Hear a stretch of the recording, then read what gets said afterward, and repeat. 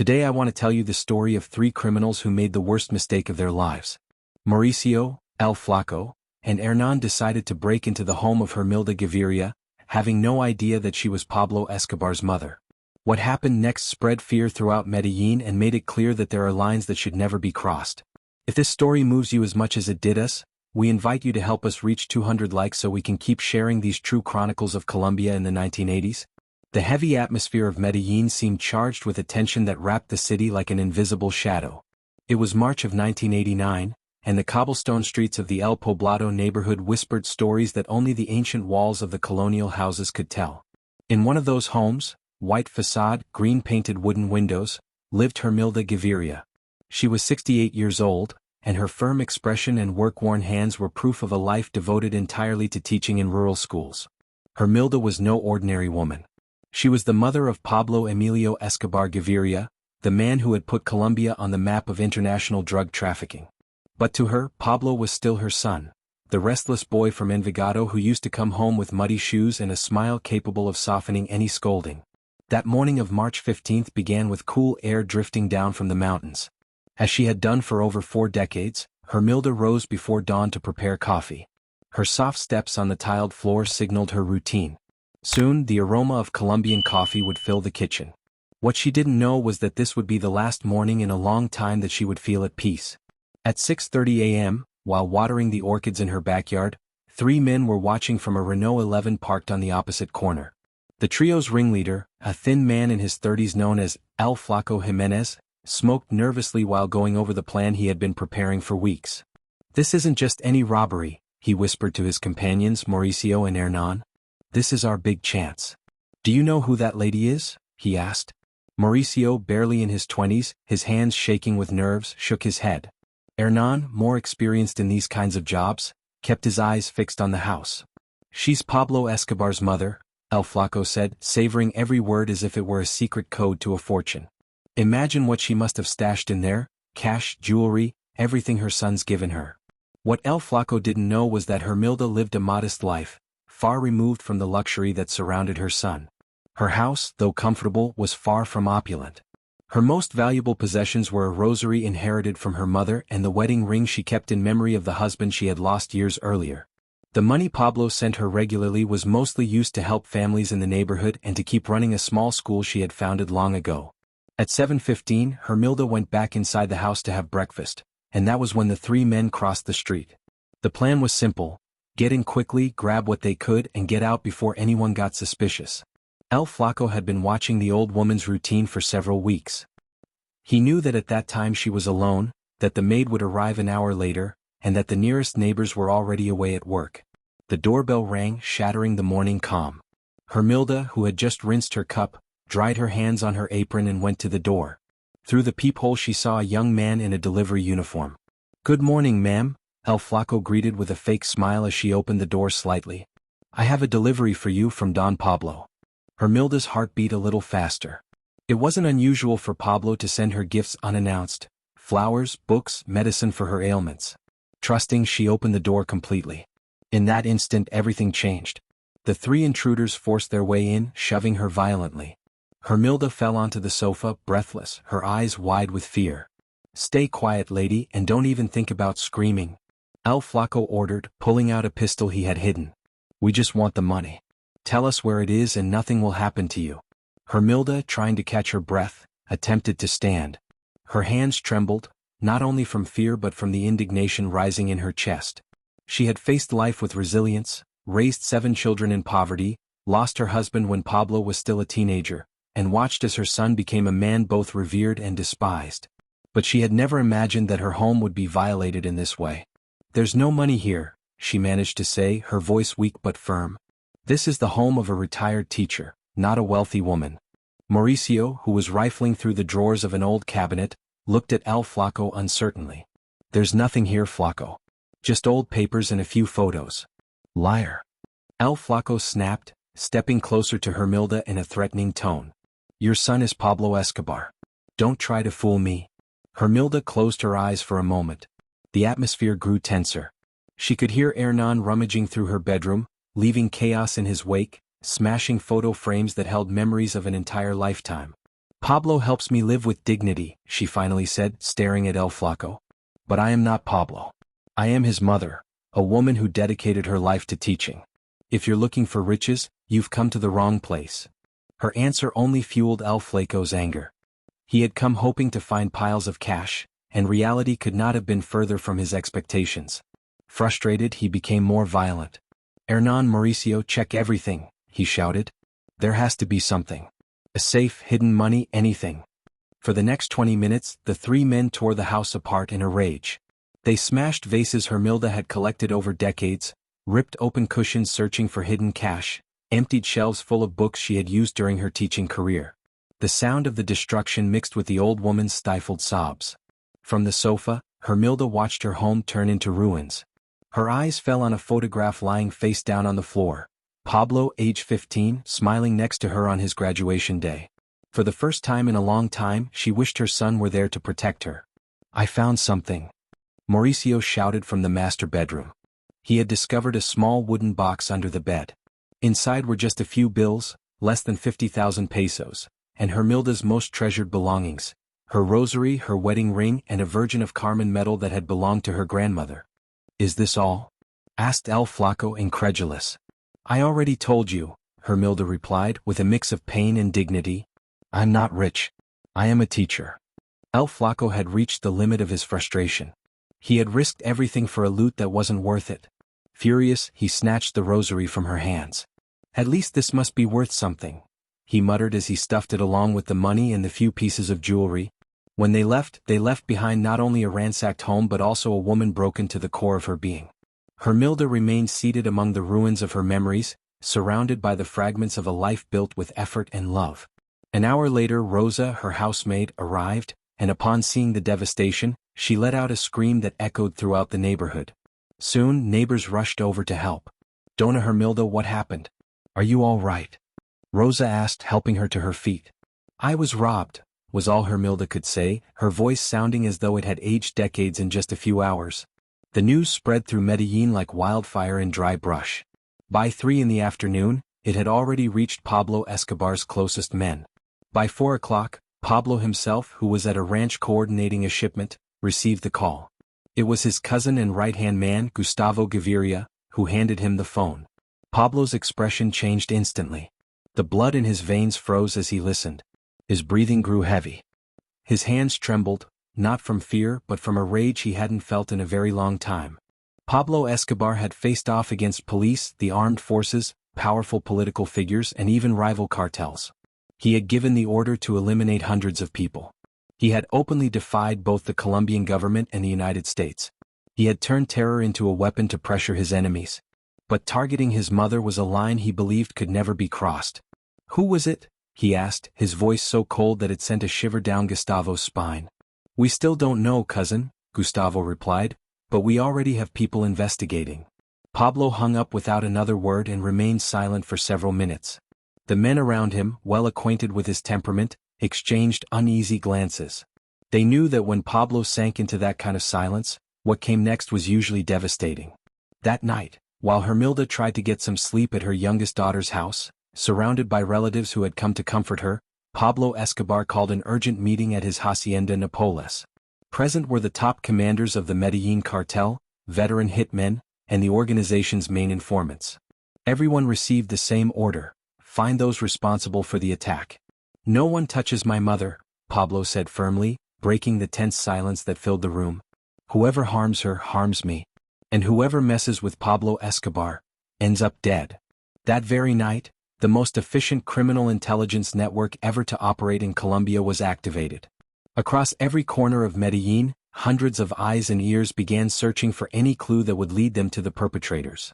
El Flaco Jimenez, Mauricio, and Hernan didn't know it yet, but they had just become the most hunted men in the country, not by the authorities but by something far more terrifying: an enraged son willing to do anything to avenge the offense against his mother. In a city already accustomed to violence, what was coming would become one of the darkest chapters in its history. A response so brutal it would be etched into the collective memory of an entire generation. Somewhere in Medellín, El Flaco was celebrating his loot, unaware that every stolen bill, every tear shed by Hermilda, every shattered object in that house would be paid for in blood. The hunt had begun. The early morning of March 16 arrived with a cloudy sky that seemed to mirror the tension hanging over the city. At Hacienda Napoles, Pablo Escobar hadn't slept a second. He paced tirelessly in his private office, a room decorated with works of art he had collected over the years and family photographs that contrasted with maps of drug routes and high-frequency radios. His footsteps echoed against the Italian marble floor as his hands clenched and unclenched, as though trying to hold back something overflowing inside him. In his mind he replayed over and over the images he had formed after speaking to his mother, the woman who taught him to read, who had worked double shifts as a teacher to support the family after her husband's death, now lying on the floor of her own home, surrounded by ruins and pain. "Patron," came the voice of John Jairo Velasquez alias Popeye, snapping him back to the present. "We already have the first leads." He was Pablo's most loyal hitman, freshly arrived from Medellín with new information. Pablo stopped in his tracks and stared at him. His eyes, usually cold and calculating when it came to business, now burned with an uncontrollable fury that made even his most seasoned men nervous. "Talk," he ordered with a single word. There were 3 of them, Patron. They arrived in a white Renault 12 with Bogotá plates. Some neighbors had seen them circling the block for several days. A woman who lives right across from Dona Hermilda's house said that one of them asked her for directions last Monday, but she found it strange. She had already seen him hanging around before. Pablo nodded slowly, committing every detail to memory. His organization hadn't come to control nearly 80% of the world's cocaine trade by chance. It had an intelligence network more precise than any official agency in the country. "Anything else?" he asked, maintaining a tone of calm so dangerous that his men feared it more than any shouting. "Yes, Patron," Popeye added. "Dona Hermilda's maid, Rosa, told us the guys only took about 50,000 pesos and your mother's sentimental jewelry. That means they weren't professionals, probably just some desperate fools who thought they'd found a gold mine." Pablo's jaw tightened. It angered him even more to know that his mother had endured such humiliation for so little. Those 3 idiots, blinded by greed, had no idea what they had gotten themselves into.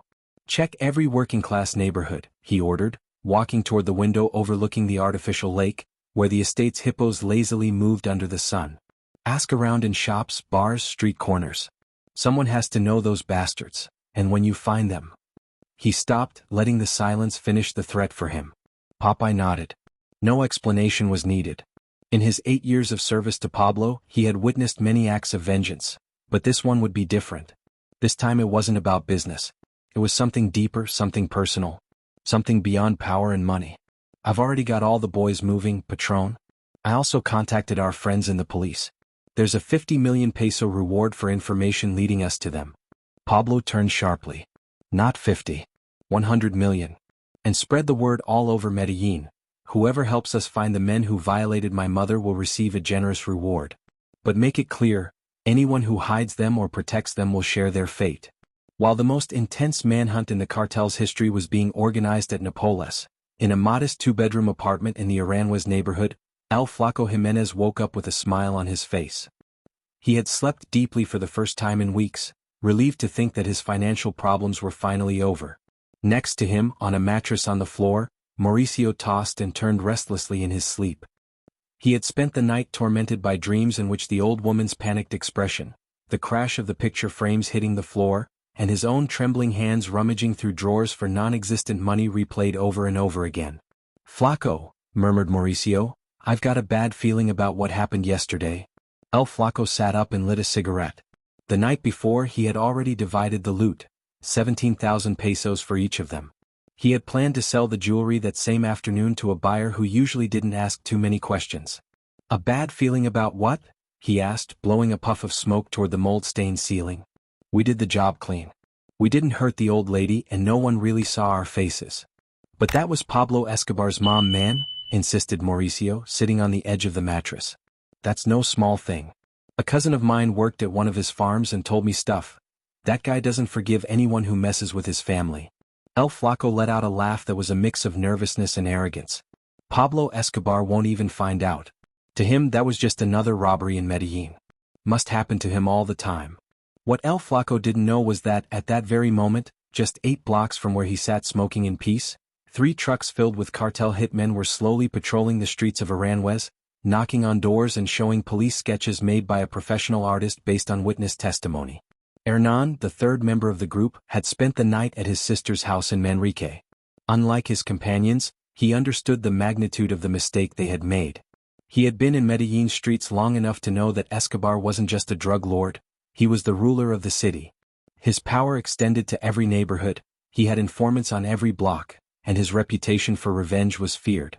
When his sister, Maria Elena, served him breakfast, she noticed his hands were shaking. "What's wrong, Hernan? You're really tense," she asked, setting down an arepa with egg and a strong black coffee on the table. "Nothing, I just slept badly," he replied, trying to play it off, but his restless eyes betrayed him. Maria Elena knew him well. She knew he was mixed up in shady business but had always wanted to believe it wasn't anything too serious. She worked cleaning offices Monday through Friday and had raised her 2 children alone, guided by the principles their parents had taught them. Hernan was her only brother and despite everything she loved him. "Listen, Hernan, if you're in trouble you can still get out of it," she told him, sitting across from him. "Find yourself a decent job, get away from those people." Hernan looked at her with a mixture of tenderness and desperation. If only it were that simple. If only he could go back and undo what he had done that morning. But he knew it was already too late for regret. Meanwhile, in downtown Medellín, Isaías Munera, an old watchmaker, was opening his modest shop on Calle Colombia, just as he had done religiously for 3 decades. He was a meticulous man, nearly 60 years old, who had inherited the craft from his father and could precisely identify the real value of every piece of jewelry that came into his hands. He had just begun arranging his tools when a young man knocked insistently on the glass door. "I'm not open yet, son," Isaías shouted from inside. "Come back in an hour. It's urgent, Don Isaías. I need to sell some jewelry right away." The watchmaker peered through the glass. The young man was thin, jittery, and had that shifty look Isaías knew all too well, someone desperate to sell something that probably wasn't his. Though his instinct told him not to, he unlocked the door. "Let's see what you've got," he said as the young man stepped inside. El Flaco pulled a pearl rosary, a wedding ring and a Virgin of Carmen medal from his pocket and placed them on the counter with a forced smile that failed to hide his anxiety. Isaías took out his loupe and examined each item carefully. The pearls were genuine, of good quality though not exceptional.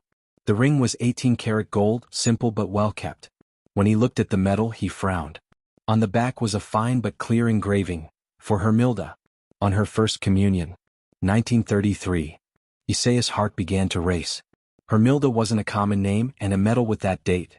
The pieces started to fall into place. The night before, the entire city had been talking about the robbery at the home of Hermilda Gaviria, Pablo Escobar's mother. They said that among the stolen items were some personal pieces of jewelry. Isaías discreetly studied the young man, who waited impatiently on the other side of the counter. His hands were still trembling, and now, paying closer attention, Isaías noticed beads of sweat on his forehead despite the cool weather. "Where did you get this jewelry?" Isaías asked, trying to sound casual. "They were my grandmother's. She passed away recently and I need money for the funeral," El Flaco said, reciting a story he had already rehearsed.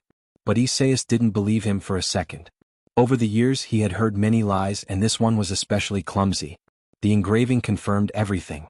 "Look, young man," Isaías said, handing back the jewelry, "these pieces are delicate. I need to make some inquiries before I can give you a fair price. Why don't you come back tomorrow?" El Flaco tensed up.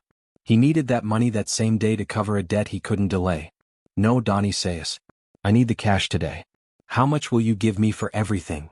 "Come back tomorrow," the watchmaker repeated, this time with a firm and non-negotiable tone. Annoyed, El Flaco grabbed the jewelry and stormed out, slamming the door behind him. He had no idea that at that moment he had just sealed his fate. As soon as he disappeared around the corner, Isaías locked the door and ran toward the nearest pay phone. He had a cousin who worked as an informant for the cartel and knew exactly who to contact. "Parcero," he said when he finally got through. "I think I just ran into one of the guys who robbed Pablo's mom. I've got the jewelry right here." The news didn't take long to reach Popeye's ears. In less than half an hour, every hitman in the cartel had a detailed description of El Flaco in their hands. An hour later they already knew his full name and home address. By the time the clock struck 4, Flaco Jimenez was dead. Pablo Escobar's revenge had just begun, and Medellín was starting to tremble, though the city didn't know it yet. Whispers began running through the streets like water rushing through a stream after a storm. Someone had crossed a line no one dared to touch, and the punishment for that defiance would be bloody. The manhunt wasn't stopping. There were still 2 more targets to find. If this tale of retribution and street justice grips you as much as it does us, we'd be honored to have you join our community of followers. Hermilda's courage, Pablo's fury, and the fate of these criminals, this is all part of what we believe is worth sharing with you. If you want to find out what happens next in this true story born in the streets of Medellín, you'd be helping us a lot by subscribing to the channel. Your support makes it possible for us to keep bringing you these stories that shaped Colombia's history. The news of Flaco's death spread through the working-class neighborhoods like an oil stain. There was no need for newspapers or TV reporters. The street's informal network was far quicker than any traditional media outlet. In corner stores, pool halls, and barbershops, people whispered the details with a mix of horror and morbid fascination. They found him dumped in the trash by the creek, Dona Carmen told her neighbor as she bought panela from Don Rodrigo's store. They say he had over 20 bullet wounds, and next to the body they left Señora Hermilda's jewelry, her neighbor added, making the sign of the cross as though it were a warning. Back in the apartment in Aranjuez, Mauricio awoke from a restless nap when his cousin Alejandra came into the room, pale and terrified. "Mauricio, wake up. They killed Flaco," she shouted, shaking him by the shoulders. Mauricio shot up as though jolted by an electric shock. His legs barely supported him and he had to lean against the wall to keep from collapsing. He could hear his own heartbeat pounding in his ears. How did you find out?" he asked, though deep down he already knew the truth. The whole neighborhood was talking about it. "They say Pablo's men got him when he tried to sell the jewelry from his mom," Alejandra said, eyes wide with dread. "You were with him yesterday." The words hung in the air like a dead weight. Mauricio didn't need to answer. His pale face and trembling hands gave him away. Alejandra, who had raised him since he was 12, felt her world shatter. "My God, Mauricio, what have you gotten yourself into?" Tears welled up instantly. "You were in Señora Hermilda's house." Mauricio dropped into a plastic chair and buried his face in his hands. His entire world had collapsed in seconds. The money he'd taken from the robbery, those 17,000 pesos he thought would solve all his problems, now felt like the most cursed money he had ever touched. "Cousin, I didn't know who she was," he sobbed. "Flaco told us she was just some rich lady. I swear I never would have done it if I had known." "How could you not know?" Alejandra yelled, beside herself. "In this neighborhood even the preschool kids know who Pablo Escobar's mother is." The truth was that deep down Mauricio had suspected it. When Flaco first told them about the plan, when he mentioned the hit would be in El Poblado, when he described the house, there had been a little voice inside warning him it wasn't right. But desperation had drowned out instinct. He was 3 months behind on rent, had no steady income, and Flaco had promised it would be easy money. "You have to leave the city," Alejandra said, wiping her tears. "Tonight. No excuses." "And where am I supposed to go? I have no money and don't know anyone anywhere else." "Anywhere. Cartagena, the coast. My Aunt Rosario lives in Barranquilla. Maybe she can help you. But you can't stay here. If they already killed Flaco, you're next." While Mauricio tried to process the storm about to hit him, 15 blocks away in the Manrique neighborhood, Hernan was living his own nightmare. He had left his sister's house early, claiming he was looking for work, but in reality he was meeting with someone who owed him money. His plan was to gather enough cash to flee Medellín as soon as possible. When he returned at 5 in the afternoon, he found Maria Elena crying in the kitchen, surrounded by 2 neighbors who tried in vain to comfort her. "What happened?" Hernan asked, though part of him already feared the answer. "Some men came looking for you," Maria Elena sobbed. "They had your exact description, they knew your name, they knew you were my brother, they knew everything." Hernan's stomach clenched as if he'd been punched. His legs started trembling, and he had to sit down on the tiled floor to keep from collapsing. "What did you tell them?" "I told them I didn't know where you were, that I hadn't seen you in days." But then Maria Elena stepped closer and grabbed his hands. "One of them told me they knew you were here last night. They said if I didn't tell them where you were, they'd come back, and next time they wouldn't be so polite." The neighbors exchanged nervous glances. They knew the stories. They had heard the rumors of what happened when Pablo Escobar's men came looking for someone. This wasn't just a threat, it was a promise. "What did you do, Hernan?" his sister asked, her voice breaking. "Why are they after you?" Hernan closed his eyes and felt that every bad decision he had ever made had led him to this moment. He could have lied, could have made up some story, but what was the point? Pablo Escobar's men didn't make mistakes. If they were hunting him, it meant they knew exactly what he had done. "Listen to me carefully," Maria Elena said, squeezing his hands. "You don't know anything about me. If they come back asking questions, you tell them I left the city a week ago. Do you understand me, Hernan?" You're scaring me. Maria Elena, he shouted, more desperate than angry. This is life or death for both of us. You can't be involved in this. His sister stared at him, and in that moment she understood that her brother had crossed a line from which there was no return. She didn't know exactly what he had done, but she knew enough about the rules of the street to understand that when Pablo Escobar's people came looking for you, it wasn't for a friendly chat. You have to leave. Now, she whispered. Hernan nodded, got up slowly, and went to the room where he had left his only suitcase. He packed 2 changes of clothes, the few pesos he had gotten from the robbery, and an old photo of him and Maria Elena as children. When he came out, his sister was waiting for him with an envelope in her hands. It's all I've managed to save, she said, handing it over. It's 120,000 pesos. It's not much, but it should be enough to get you far away. Hernan felt tears burn his eyes but swallowed them back. There was no time for sentimentality. He took the envelope and hugged his sister, knowing deep down this might be the last time he ever saw her. Take care of yourself, he whispered in her ear. And remember what I said. You don't know anything about me. By the time Hernan stepped out of the house, night had already fallen. The streets of Manrique looked different under the yellowish glow of the streetlights. Every shadow felt like a threat, every sound made him jump. He walked quickly toward the bus station, trying to blend in with the crowd returning home from work. He had no idea that 2 cartel hitmen had been waiting for him on the corner.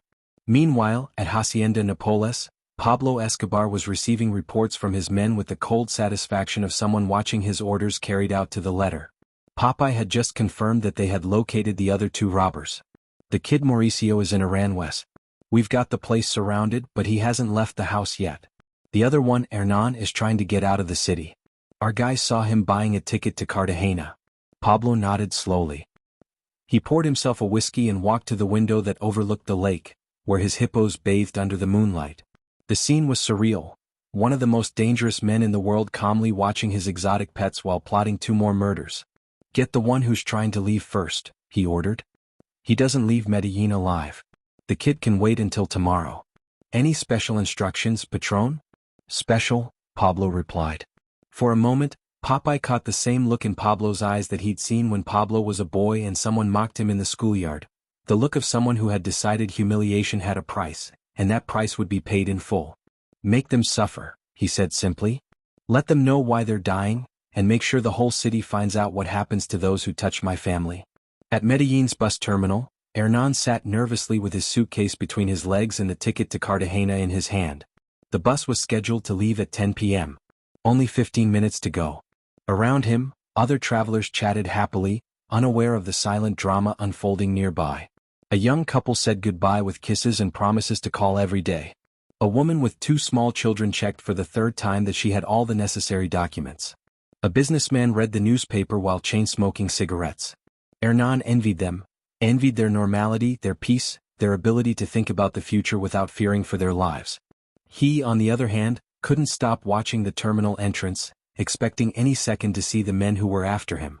When the boarding announcement for the Cartagena bus finally came, Hernan felt a mix of relief and hope. Maybe, after all, he would make it out. Maybe he'd reach the coast, get lost among the crowds of tourists, find a job at some hotel and start a new life. He grabbed his suitcase and stepped into the boarding line. He was just 3 meters from the bus door when he felt a firm hand on his shoulder. Hernan Bedoya, said a calm voice behind him. You need to come with us. He didn't have to turn around to know who they were. His heart stopped for a split second before it began to hammer furiously. His suitcase slipped from his hands and burst open on the floor, scattering his clothes and the photo of him and Maria Elena. Please, he murmured without daring to turn around. I have a family. So do we, the voice replied. And you touched ours. The other passengers instinctively stepped back, forming a circle of curiosity and fear around the scene. No one intervened. In Medellín, everyone knew that when Pablo's men found you, the best thing to do was to make yourself invisible. Hernan closed his eyes and thought of Maria Elena, of the Sundays when she cooked sancocho for the whole family, of the nights she helped him with homework as a boy. He thought of all the times she had warned him to stay away from bad company, of all the chances he'd had to choose a different path. Walk, they ordered. And Hernan walked toward his fate, leaving behind on the bus terminal floor the fragments of a life he would never get back. Somewhere in Medellín, Mauricio was still awake, staring out the window of his apartment, knowing his turn would come soon. Pablo Escobar's revenge was relentless, and he was the last name on the list. The city slept uneasily that night, whispering stories of justice and terror, remembering once again why no one, absolutely no one, dared to touch Pablo Escobar's family. The tension is unbearable, isn't it? Watching the net close around these men who made the worst mistake of their lives. If this story from the streets of Medellín has you on the edge of your seat, it would be an honor to have you join our family of subscribers. Every detail of this revenge, every moment of this merciless manhunt, means a lot for us to be able to share with you. Your subscription helps us keep bringing you these real stories that shaped Colombia during the 80s and 90s. And now we reach the end of this hunt, where Mauricio must face the consequences of a decision that changed his fate forever. The dawn of March 18th arrived in Medellín, charged with a tension you could cut with a knife. In the working-class neighborhoods, mothers crossed themselves as they woke up, as if sensing that the city had been forever changed in the last 48 hours. Rumors flowed like water through the creeks. 2 of the 3 men who had dared to touch Pablo Escobar's mother were already gone. Only one remained. In the Aranjuez apartment, Mauricio hadn't slept a wink all night. Sitting on a plastic chair by the window, he watched every movement in the street with the desperation of a cornered animal. His 20 years seemed to have tripled in just a few hours. The boy who had broken into a house 2 days ago no longer existed. In his place sat a terrified ghost awaiting his inevitable fate. Alejandra had tried to convince him to run all night, but Mauricio knew it was pointless. If they had caught El Flaco selling the jewelry, if they had grabbed Hernan at the bus terminal, they would find him too. Pablo Escobar's network had no holes to escape through. "Cousin," he said, his voice sounding like a farewell, "I want you to know I never meant to hurt that lady. I really didn't know." "Shut up." Alejandra cried through her tears. "Don't talk like you're already dead. We can still." Her words were cut off by the sound of several motorcycles stopping in front of the building. Mauricio closed his eyes and took a deep breath. His moment had come. "Alejandra," he said, taking her hands, "when this is over, I want you to go to Dona Hermilda. Tell her that Mauricio Ineo asks for her forgiveness. Tell her I had a grandmother who looked like her, and I never in my life thought of hurting an elderly lady." The footsteps on the stairs echoed like war drums. Several men. They climbed slowly, unhurriedly. They knew their prey had nowhere to run. When they knocked on the door, they did so with a courtesy more terrifying than any violence. 3 soft, almost polite knocks. "Mauricio Ineo," a voice called from the other side. Mauricio stood up, trembling. His legs barely held him, but he found the strength to walk to the door.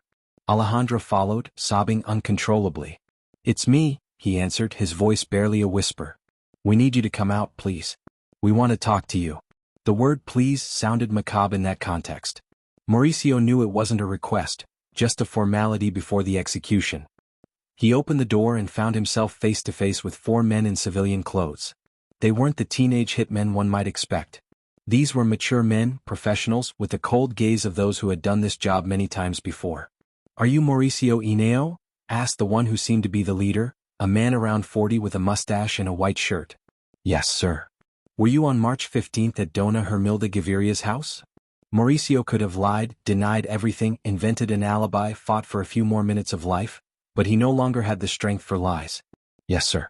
I was there." The man nodded as if confirming something he already knew. "Don Pablo wants to speak with you." Alejandra clung to her cousin's arm. "Please, he's just a boy. He didn't know what he was doing." One of the men looked at her with something resembling compassion. "Miss, it's better if you stay here. This is between Don Pablo and him." Mauricio gently freed himself from Alejandra's grip and kissed her on the forehead. "Take care, cousin. And remember what I asked you."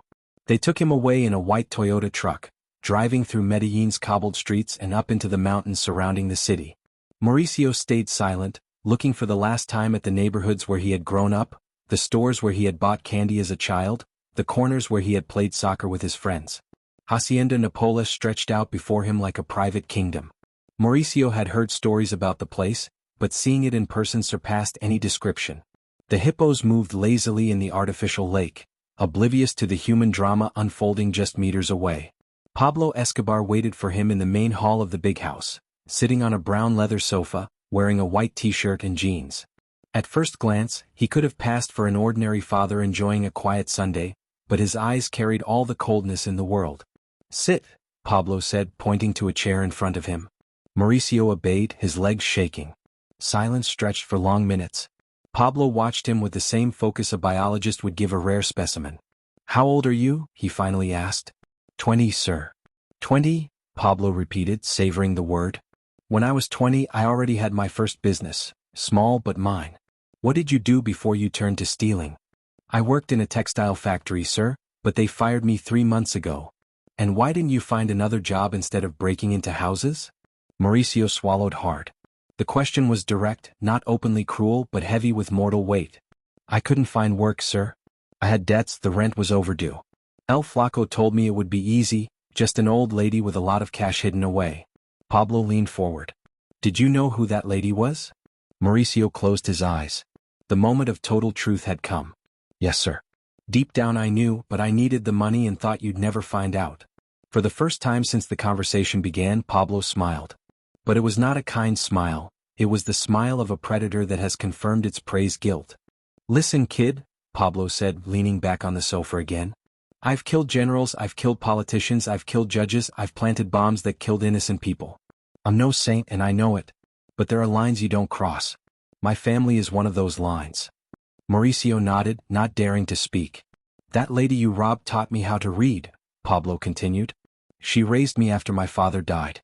She defended me when everyone else said I was a failure.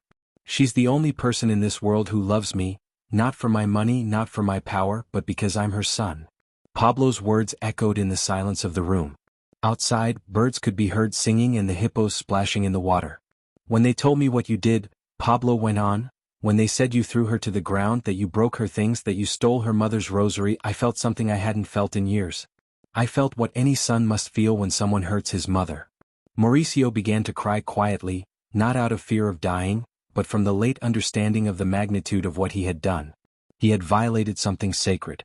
He had crossed a line that even the most powerful criminal in Colombia would not tolerate. "Señor Pablo," Mauricio managed to say between sobs, "I swear if I could turn back time, if I could undo what I did." "But you can't," Pablo interrupted softly. "No one can. Mistakes have consequences, kid.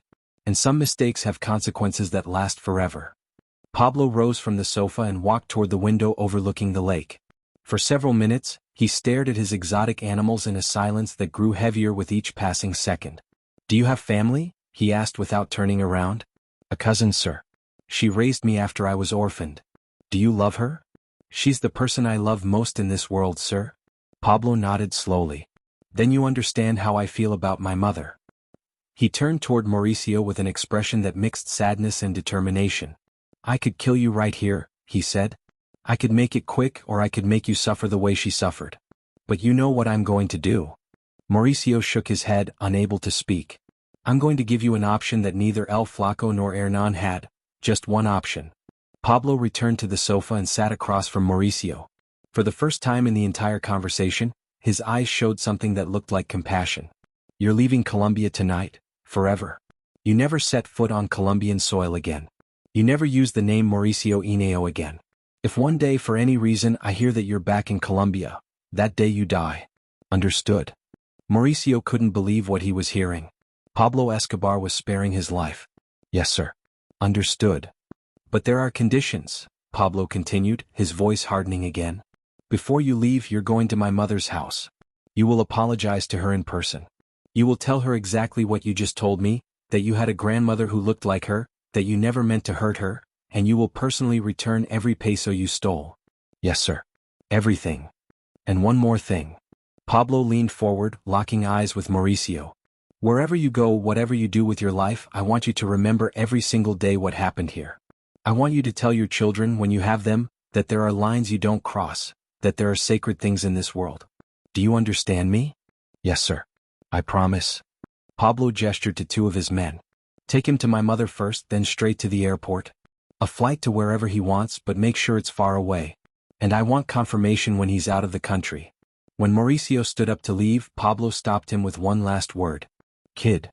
"Yes, sir. You're lucky I'm trying to be a better son than a criminal. But that luck is gone forever. If we ever see each other again, there will be no second chance."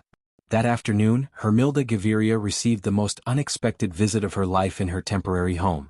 A 20-year-old young man, flanked by 2 men who clearly worked for her son, knelt before her with tears in his eyes and begged for forgiveness with a sincerity that moved her to the core. "Ma'am," Mauricio said, handing her an envelope with the stolen money, "I had a grandmother who looked like you, and I swear on her memory that I never wanted to hurt you. I made the worst mistake of my life." Hermilda, who had witnessed so much violence and pain in her life, who had lost so many acquaintances to the war her son was waging, felt something that surprised her. Compassion for that young man who had crossed a dangerous line, but at least had the courage to ask for forgiveness.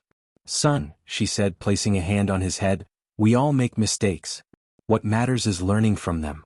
That night, Mauricio Ineo boarded a flight to Buenos Aires with fake documents and a new name.